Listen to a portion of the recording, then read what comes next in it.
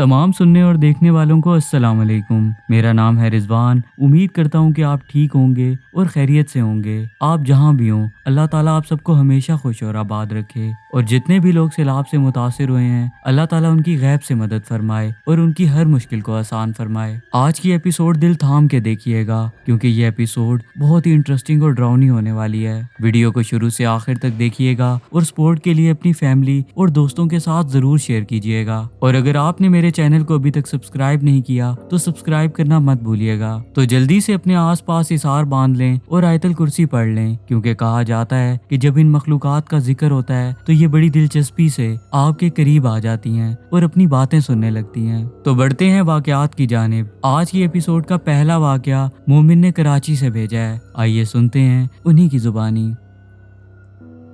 अस्सलाम वालेकुम रिजवान, मेरा नाम मोमिन है और मैं कराची से आपको अपना ये वाकया भेज रहा हूँ। वाकया शुरू करने से पहले बताता चलूँ कि मेरी पूरी फैमिली आपकी वीडियोस देखती है, और जब मेरी दादी को पता चला कि मैं अपने अब्बू की कहानी आपसे शेयर करने वाला हूँ तो उन्होंने आपको और आपकी फैमिली वालों को बहुत बहुत दुआएं दी, जो मैं मैसेज के जरिए आपको बता रहा हूँ। रिजवान भाई, कराची में ये बात बहुत मशहूर है कि कारसाज रोड पर एक चुड़ैल का साया है। कहा जाता है कि ये चुड़ैल पुराने वक्तों से कारसाज रोड पर अपनी रिहाइश रखे है। कभी ये दुल्हन के रूप में सामने आती है और कभी तो ये जख्मी हालत में लिफ्ट मांगते हुए भी देखी गई है, और जो कोई इसकी मदद के लिए रुकता है उसे भारी नुकसान उठाना पड़ता है। अब तक कराची के कई शहरी ऐसे हैं जो इस चुड़ैल को अपनी आंखों से देख चुके हैं, और कई लोग तो ऐसे भी हैं जिन्हें इस खौफनाक औरत ने नुकसान पहुंचाया। कराची के कुछ लोग इस बात को सिर्फ एक अफसाना समझते आए हैं, लेकिन ऐसा नहीं है। कारसाज रोड पर वाकई एक मखलूक का साया है, और मेरे सर्कल के भी कई लोग ऐसे हैं जो उस चुड़ैल को देखने का दावा करते हैं।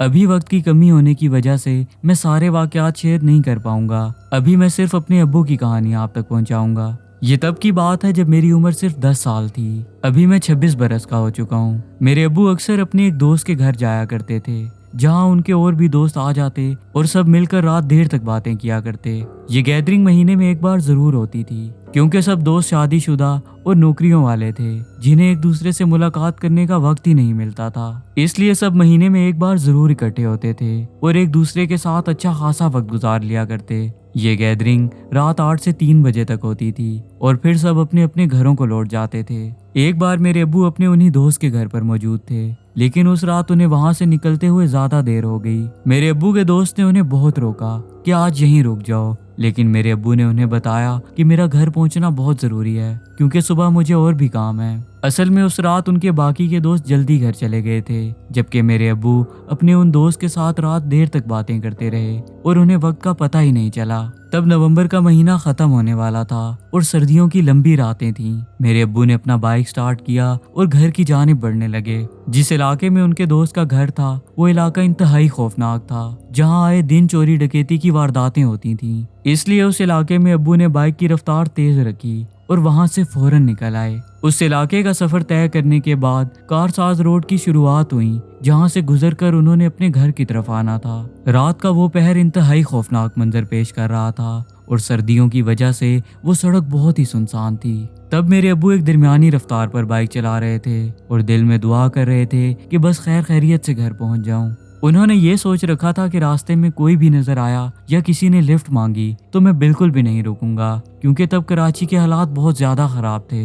मेरे अब्बू कारसाज रोड पर ही थे कि अचानक उन्हें ऐसा महसूस हुआ जैसे उनके बाइक पर कोई छलांग लगाकर बैठा है, जिसकी वजह से उनका बाइक चलती जगह पर लड़खड़ाने लगा और वो गिरते गिरते बचे। उन्होंने फौरन अपना बाइक रोड के साथ ही रोक लिया और इधर उधर देखने लगे, लेकिन वहां कोई भी मौजूद नहीं था। ये देखकर वो काफी हैरान हुए, क्योंकि उन्हें बकायदा महसूस हुआ था जैसे उनके बाइक पर कोई आकर बैठा है, लेकिन उनके इर्द गिर्द कोई भी मौजूद नहीं था। पहले तो वो यही सोचते रहे कि हो सकता है कि रोड पर कोई खड्डा वगैरह आ गया होगा जो मुझे नजर नहीं आया। फिर इस अजीब और पुरस्कार एहसास के साथ उन्होंने अपना सफर जारी करना बेहतर समझा, क्योंकि वहां पर ज्यादा देर रुकना उनके लिए ठीक नहीं था। मेरे अब्बू ने फिर से अपना बाइक स्टार्ट किया और दोबारा इस सफर को जारी किया, लेकिन अब की बार उनका बाइक तेज रफ्तार होने के बावजूद पिक नहीं पकड़ पा रहा था। ऐसे लग रहा था कि बाइक के इंजन में कोई खराबी हो गई है, जिसकी वजह से वो काफी मिसिंग कर रहा है। लेकिन रोंगटे खड़े कर देने वाली बात ये भी थी कि उन्हें चलते मोटरसाइकिल पर अब ऐसा महसूस होने लगा था जैसे कोई बहुत वजनी और भारी चीज उनके पीछे आकर बैठ गई हो। चलते चलते बाइक पर उन्हें बहुत ज्यादा वजन महसूस होने लगा था। ऐसा पहले कभी उनके साथ नहीं हुआ था। वो उस वक्त एक अजीब कश्मकश में थे कि अचानक फिर कुछ ऐसा हुआ जिसके बाद वो बहुत ज्यादा डर गए। उस सुनसान सड़क पर जब एक रोशनी उन पर पड़ी तो जब रोड पर उन्होंने अपने साए को देखा तो उनके साए के पीछे एक और भी साया था जिसके बहुत ही ज्यादा लंबे बाल थे। देखने से मालूम होता था जैसे वो किसी औरत का साया है जो ठीक उनके पीछे बैठी है। बस ये देखने की देर थी। उन्होंने फौरन अपना बाइक रोका और उतरकर पैदल भाग पड़े। जब वो भाग रहे थे तो एक औरत उनका नाम लेकर उन्हें रोक रही थी, लेकिन उन्होंने एक बार भी पीछे मुड़कर नहीं देखा। वो उनका नाम लेकर उन्हें रुकने पर मजबूर करती रही, लेकिन मेरे अब्बू ने उनकी एक ना सुनी और लगातार भागते रहे। काफी देर भागने के बाद वो अच्छे खासे थक गए और थक कर एक जगह जमीन पर बैठ गए। उन्हें ठंडे पसीने आ रहे थे और सांस भी ठीक से नहीं लिया जा रहा था। उन्होंने सोच रखा था कि कोई गाड़ी वगैरह गुजरेगी तो उससे मदद मांगूंगा और उसको साथ ले जाकर अपना बाइक वापस लाऊंगा। इसके कुछ ही देर बाद उन्हें एक गाड़ी अपनी जानिब आती हुई नजर आई जो भी काफी दूरी पर थी। जब उन्होंने गाड़ी की हेडलाइट्स की रोशनी देखी तो एक उम्मीद नजर आई और आसरा भी हो गया कि चलो अब इनके साथ अपना बाइक ले आऊंगा और इन्हें कहूंगा कि मुझे घर तक छोड़कर आएं। जब वो गाड़ी उनके करीब पहुंच गई तो उन्होंने उसे रुकने का इशारा किया और वो उनके इशारे पर उनके पास आकर रुक गई, जिसमें एक टैक्सी ड्राइवर था जिसके साथ फ्रंट सीट पर एक औरत भी बैठी थी। मेरे अब्बू उनसे बात ही करने लगे थे कि ड्राइवर ने गाड़ी का पिछला दरवाजा खोला और आंखों के इशारे से उन्हें अंदर बैठने को कहा, जिस पर वो फौरन बैठ गए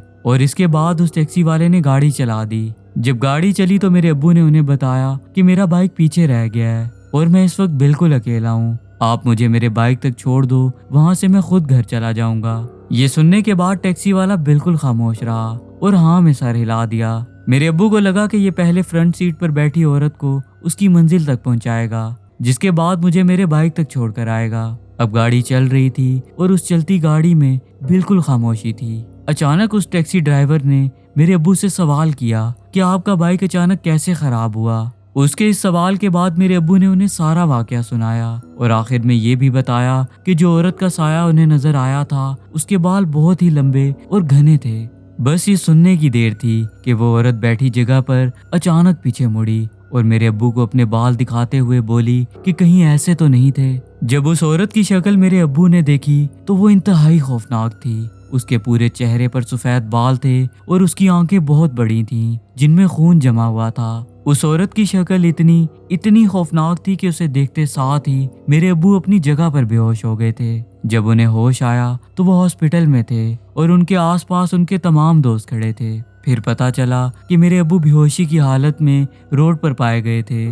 जब फजर हुई तो कुछ नमाजियों की नज़र मेरे अब्बू पर पड़ी जो उन्हें फौरन हॉस्पिटल ले आए, जिसके बाद सबसे पहले उनके दोस्तों को इत्तला दी गई। फिर मेरी फैमिली वाले भी हॉस्पिटल पहुंच गए थे, जो ये समझ रहे थे कि मेरे अब्बू को उनके दोस्त ने रोक लिया होगा। मेरे अब्बू को पूरा दिन गुजर जाने के बाद रात के वक्त होश आया था। वो घड़ी हमारी फैमिली के लिए एक मुश्किल घड़ी थी, लेकिन अल्लाह के फजलो करम से मेरे अब्बू को भारी नुकसान नहीं हुआ। जब हॉस्पिटल से फ्री होकर हम घर वापस आए तो मेरे अब्बू जब मेंटली रिलैक्स हुए तो उन्होंने सारा वाकया तफसील के साथ सुनाया, जिसमें कुछ बातें ऐसी भी थीं जिसे सुनकर हम फैमिली वाले बहुत खौफजदा हुए थे। मेरे अब्बू का कहना था कि जब वो उस रात टैक्सी में बैठे थे तो उस टैक्सी ड्राइवर की आंखों में एक अजीब चमक थी। वो उसका चेहरा देखने की कोशिश करते रहे, लेकिन उसके चेहरे पर रोशनी पड़ने के बावजूद भी अंधेरा ही रहा। और जो औरत साथ वाली सीट पर बैठी थी, जब वो हरकत करती थी तो उसके पाँव में लगे घुंघरू की आवाजें सुनाई देती थीं। मेरे अब्बू के इस वाक़े ने सबको हिला कर रख दिया। उस दिन के बाद वो कभी रात के वक्त अपने किसी दोस्त के घर नहीं गए और जो गैदरिंग उनके दोस्त के घर हुआ करती थी, इस वाक़े के बाद ये गैदरिंग हमारे घर होने लगी, जो अभी तक चलती आ रही है। ये मेरा वाकया था। उम्मीद करता हूँ कि सुनने वालों को पसंद आएगा। अगर ऑडियंस ने चाहा तो मैं फिर से कुछ कराची के वाकयात आप तक पहुँचाऊँगा।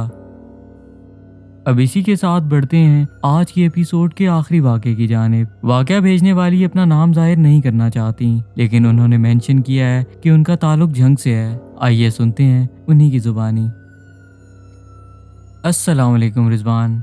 जो वाकया मैं आपसे शेयर करने जा रही हूँ, ये वाकया मेरे बचपन का है। जब मेरे दादा की डेथ हुई तो उनका घर 9 साल वीरान रहा। वहाँ कोई भी आता जाता नहीं था और मेरे गांव वाला घर उस घर के बिल्कुल साथ था। ایک بار میرے دادا کے اس گھر کی دیوار گر گئی اور جب یہ مجھے پتا چلا تو میں اپنی امی سے ضد کرنے لگی کہ میں نے وہاں جانا ہے، لیکن میری امی نے مجھے وہاں نہیں جانے دیا۔ جب میں نے کافی ضد کی تو امی نے گھر کے ملازم کو میرے ساتھ بھیج دیا۔ میں گھر کے ملازم کے ساتھ اس دیوار کو دیکھنے چلی گئی اور وہاں گھوم پھر کر پھر واپس آ گئی، لیکن اس کے بعد بھی میرا دل نہیں بھرا۔ میرا دل چاہا کہ میں دوبارہ اس گھر میں جاؤں، لیکن میرے ساتھ کوئی بھی نہ ہو۔ میں بتائے بغیر گھر سے نکلی اور اپنے دادا کے اس گھر میں داخل ہو گئی۔ تب دوپہر کا وقت تھا۔ جب میں وہاں پہنچی تو وہاں بالکل سناٹا تھا، کیونکہ وہ گھر 9 سال سے ویران تھا۔ جو دیوار گری تھی وہ میں پہلے بھی دیکھ چکی تھی۔ پھر میں اس گھر کے ایک کمرے کی جانب بڑھنے لگی جس کی چھت پہلے سے گری ہوئی تھی۔ جب میں اس کمرے میں داخل ہوئی تو میں دیکھتی ہوں کہ ایک آگ کی شکل کا انسان اس ٹوٹی ہوئی چھت کے اوپر بیٹھا مجھے دیکھ رہا ہے۔ وہ انسانی جسامت کا وجود تھا جو مکمل آگ سے بنا تھا۔ مجھے آج بھی اچھے سے یاد ہے اس کے سر پر 2 سینگ بھی تھے اور وہ مجھے دیکھ کر عجیب طریقے سے ہنس رہا تھا۔ یہ سب دیکھنے کے بعد میں فوراً وہاں سے بھاگی اور مجھے پیچھے سے آواز سنائی دی کہ رکو، لیکن میں بالکل بھی نہیں رکی اور گھر آ گئی۔ اس واقعے کے بعد ہم گاؤں سے واپس اپنے گھر آ گئے۔ کچھ ہی دن بعد میں مارکیٹ گئی اور اپنے لیے وائٹ بورڈ اور مارکر خرید کر لائی۔ ایک دن میں اپنے گھر پر بیٹھی اس بورڈ پر کچھ لکھ رہی تھی کہ اچانک اس بورڈ پر وہ چہرہ بننے لگا جو مجھے اس گھر میں نظر آیا تھا۔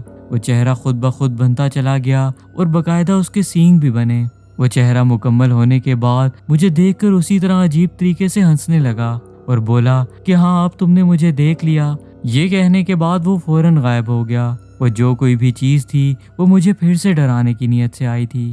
رضوان بھائی، ہمارے گھر کا کچن صحن میں ہے۔ میں جب بھی رات کے وقت کچن میں جاتی ہوں تو وہاں لائٹ آن کرنے کے باوجود اندھیرا رہتا ہے۔ ایسے لگتا ہے کہ بلب کے آس پاس کوئی ہے جو روشنی کو پھیلنے نہیں دیتا، اس لیے ہمارے کچن میں ہر وقت اندھیرا ہی رہتا ہے۔ اور جب بھی کچن میں جاؤ تو بھاری بھاری محسوس ہوتا ہے، جیسے آپ پر کسی کا وزن پڑ رہا ہو۔ مجھے اکثر اپنے گھر کے کچن میں ایک سایہ بھی نظر آتا ہے اور کبھی کبھی تو ایسا بھی محسوس ہوتا ہے جیسے مجھے کوئی چھپ کر دیکھ رہا ہے۔ ایک بار جب میں کچن میں گئی تو اس سائے نے مجھے آواز دے کر بولا کہ رک جاؤ، لیکن میں نہیں رکی اور وہاں سے فوراً نکل آئی۔ ایک بار میں اور میری بہن گھر پر اکیلے تھے۔ ہم گھر کے ایک کمرے میں کوئی چیز اٹھانے گئے تو دیکھتے ہیں کہ گھر کا ٹی وی خود بخود آن ہو جاتا ہے اور اسکرین پر عجیب و غریب سی لائنز بنی نظر آتی ہیں، جس کے بعد ہمیں اسکرین پر ایک عجیب سا فگر نظر آتا ہے جسے دیکھتے ہی ہم ڈر کر باہر آ جاتے ہیں۔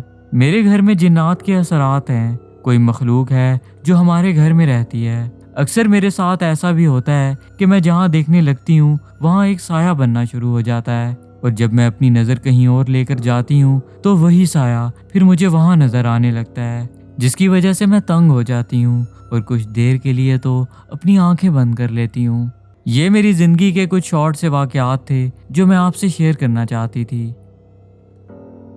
میں مومن اور جنہوں نے آج کی ایپیسوڈ کا دوسرا واقعہ بھیجا، دونوں کا دل سے شکریہ ادا کروں گا جنہوں نے اپنا قیمتی وقت نکالا اور اپنے واقعات ہم تک پہنچائے۔ اگر آپ کو یہ ایپیسوڈ پسند آئی ہو اور اگر آپ چاہتے ہیں کہ ایسی مزید ایپیسوڈز آتی رہیں تو اس ویڈیو کو لائک اور شیئر کرنا بہت بہت ضروری ہے۔ اگر آپ میرے چینل پر نئے ہیں یا ابھی تک سبسکرائب نہیں کیا تو جلدی سے سبسکرائب کر لیں اور بیل آئیکن پر کلک کر کے آل کا نوٹیفیکیشن آن کر لیں۔ اس سے ہوگا یہ کہ میری آنے والی ویڈیوز کا نوٹیفیکیشن آپ کو وقت پر مل جائے گا اور میری ہر ایپیسوڈ آپ سب تک آسانی سے پہنچ پائے گی۔ آپ سب نیچے دیے گئے نمبر پر اپنی سٹوریز شیئر کر سکتے ہیں اور کمنٹ سیکشن میں اپنی قیمتی رائے کا اظہار بھی کر سکتے ہیں۔ اسی کے ساتھ میں اجازت چاہوں گا، جلد ہی نئے ایپیسوڈ کے ساتھ حاضر ہوں گا۔ آپ سب اپنا بہت خیال رکھیے گا، تب تک کے لیے اللہ حافظ۔